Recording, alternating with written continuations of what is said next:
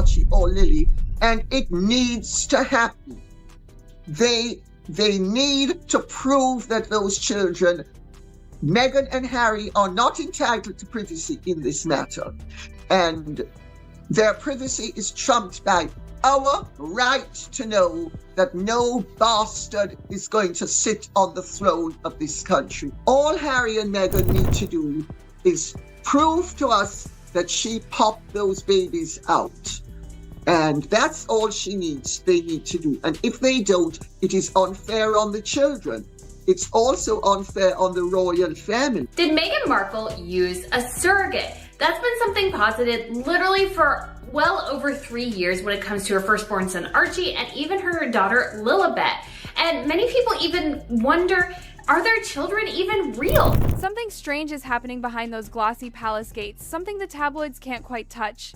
And yet, it's sending shivers through every marble hallway. It's not gossip this time. Not a rumor, not a headline, something quieter, colder, more deliberate. Buckingham Palace has quietly launched what insiders are calling an internal verification review. And the shocking focus of this secret probe? Archie and Lilibet. Yes, you heard that right. For the royal family, this is beyond scandal. It's an earthquake. Because there's one thing the crown fears more than bad press, more than criticism, more than even public humiliation, and that's uncertainty, especially when it comes to bloodlines. When the royal lineage itself starts to look foggy, everything begins to tremble. Titles can be revoked. Duties can be stripped away. But if someone's rightful place in the royal bloodline becomes questionable, the entire system shakes at its core. So for the palace to open such a quiet, careful investigation, it means something is seriously wrong. Inside those palace walls, sources say the mood is icy, tense, like the air right before a storm. Because this isn't just a family disagreement, it's an institutional alarm bell. What began as small whispers about inconsistencies has turned into a full-scale internal review buried under centuries of secrecy, guarded by protocol, and handled with the gravity of a constitutional crisis. But what exactly triggered the palace to take this step? It wasn't a single headline or another Hollywood-style scandal. No, this time it was something far subtler, a pattern. Little details scattered across documents and timelines that didn't quite fit. A missing line in the paperwork here. A date that didn't match a previous statement there. A mysterious alteration in a public record. A ceremony announced with no verification. Procedures skipped, traditions ignored, small, almost invisible cracks that when placed together began forming a deeply unsettling picture. One mistake can be ignored, 2 might be excused, but a dozen? That's when the crown stops whispering and starts digging. Insiders say senior royal advisors reached a breaking point. The inconsistencies weren't random, they centered around the births of Archie and Lilibet. The very moments that define whether a child belongs within the royal bloodline. And when the word bloodline becomes uncertain, the palace doesn't debate, it investigates. That's how this quiet but explosive review began, methodically, cautiously, and with the awareness that what they uncovered might change everything. The first step, Archie's birth certificate. Now, for you and me, a birth certificate might just be paperwork, but in the royal family, it's a cornerstone. It confirms identity, legitimacy, and line of succession. Everything about it must be beyond question, etched in stone. But Archie's certificate? It didn't stay that way. Months after his birth, someone quietly edited it. Meghan's full legal name, Rachel Meghan Markle, was suddenly erased. Gone. In its place, only a title. Her Royal Highness the Duchess of Sussex. No first name, no surname, just the title. That kind of change is almost unheard of. You can't just fix a royal birth record like you're correcting a typo. Every change must go through a process, a formal request, an approval, and a clear reason. But when palace investigators looked back, something didn't line up. Meghan claimed the palace ordered the edit. The palace, however, said Meghan's team requested it. Their stories completely contradicted each other, and the most suspicious part, there was no traceable paper trail explaining why the edit was made in the first place. For the monarchy, that's not a detail. That's a red flag. If a birth certificate, the foundational document, can be quietly changed, then the next logical question becomes, what else might not be accurate? That was just the beginning. As investigators dug deeper, they turned their attention to the day Archie was born. And that's when the second wave of irregularities appeared, ones that stunned even veteran palace staff. Royal births follow a ritual that's been nearly identical for generations. The palace announces when the mother goes into labor. Approved royal doctors oversee the birth. A formal bulletin is displayed outside Buckingham Palace. Then, the family appears for a ceremonial introduction to the world. But with Archie, none of that happened the way it should have. According to insiders, Meghan and Harry never even announced that she was in labor. Hours passed in silence. Then, out of nowhere, the palace released a statement saying Meghan had just gone into labor. Except, by that point, Archie had already been born 8 hours earlier. That means the world was being told the beginning of the story after the ending had already happened. That doesn't happen in the royal family. Ever. To make things worse, the announcement came before any verified medical confirmation. Everything was out of order, backwards, vague, and strangely controlled. And when Meghan and Harry finally appeared for the photo op, the atmosphere felt less like a joyful royal welcome and more like a carefully curated photo shoot, polished, detached, and oddly staged. Inside Buckingham Palace, staff tried to match public statements to internal logs, and nothing matched. It was the first sign that this story didn't align with royal protocol at all, and the deeper they looked, the stranger it got. Next came the paperwork.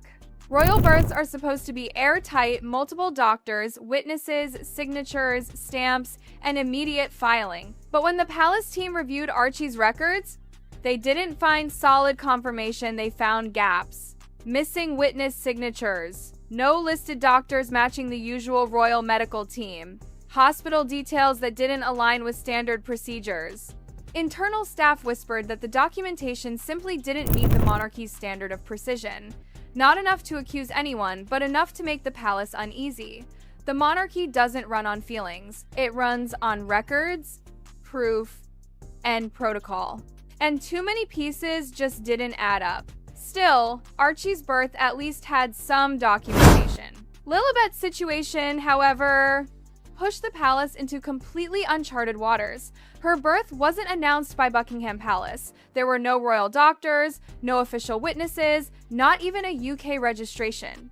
Instead, her arrival was declared by Meghan and Harry's California PR team, complete with a glossy press release and curated photos. No British medical staff, no royal midwives, no palace acknowledgements. Nothing entered into the royal registry. For the monarchy, this was unprecedented. When investigators tried to reconstruct Lilibet's birth timeline, the gaps only deepened. The entire event took place outside the UK's jurisdiction. No official documents filed on British soil, no certified medical verification, and even the visual timeline of Meghan's pregnancy raised questions. Some photos appeared ahead of schedule. Others didn't match the expected progression. But again, the palace wasn't chasing tabloid theories, they were chasing procedure. And the procedure was missing. Then came a revelation that reportedly chilled the investigation team. The doctor who allegedly delivered Lilibet shut down her medical practice just 2 weeks after the birth. No explanation, no public statement, no documentation tying her to the event. It was one more irregularity that made the palace's quiet concern harden into alarm. Because when a child's birth cannot be verified by the crown standards, then every royal right that follows titles, status, inheritance becomes unstable. But the real shock came later. The moment that should have formally connected Lilibet to the monarchy, her christening turned out to be another mystery. Royal christenings aren't just family moments, they're constitutional events. Each one is logged, certified, and signed by the Church of England. Even private ceremonies leave a trace. But when advisors checked the church's registry, there was nothing. No record, no bishop's signature, no confidential note, not even a private entry. For a royal-adjacent child, that's not unusual, it's unthinkable.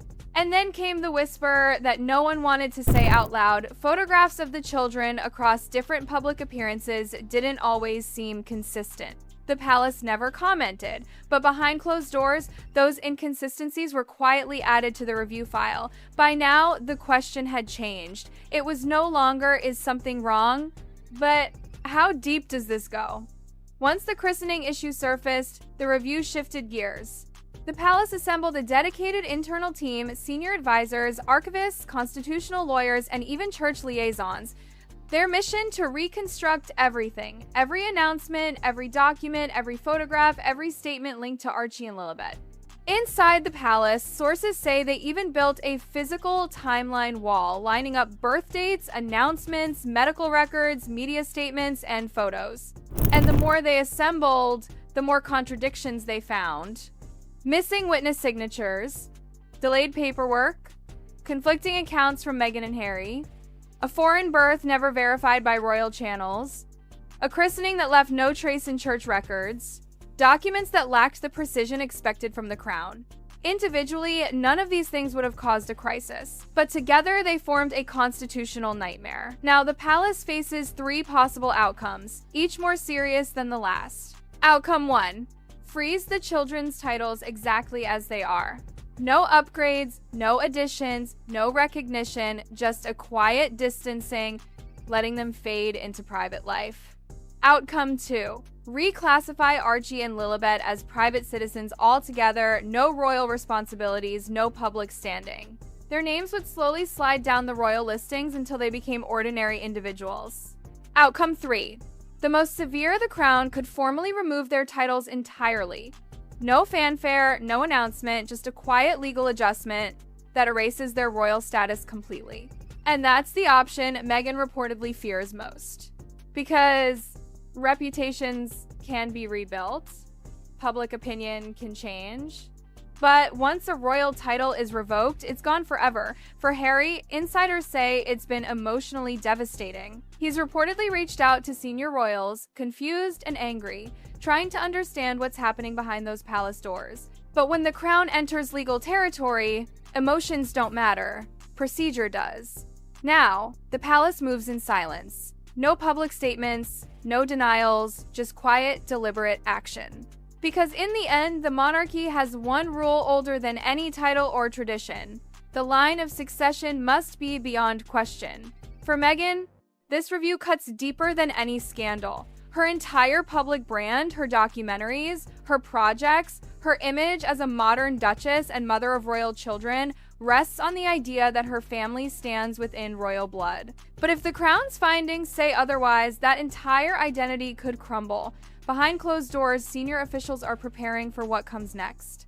There will be no dramatic press conference, only paperwork, protocols, and decisions that could permanently reshape royal history. The world might see this as another chapter in royal drama, but the palace sees something else entirely. A reckoning. Because when the monarchy begins questioning its own bloodline, it's not searching for gossip, it's protecting its legacy. And if Meghan and Harry thought the chapter was closed, insiders whisper it's only just begun. And yet, even with the palace moving in icy silence, the echoes of what's happening behind those walls are starting to ripple outward. People close to the royals say this isn't just about documents or protocol anymore, it's about trust. Trust that was already fragile since the Sussexes' departure, now hanging by a thread as the palace quietly questions the very legitimacy of their children's royal connection. In private, Meghan is said to be furious, terrified that her children could be written out of royal history. For her, everything she's built, the Netflix deals, the podcasts, the carefully crafted image of a modern royal mother depends on those titles. Without them, the magic fades. The Duchess becomes just another celebrity, and that thought, insiders whisper, haunts her. Harry, on the other hand, is said to be torn between loyalty and disbelief.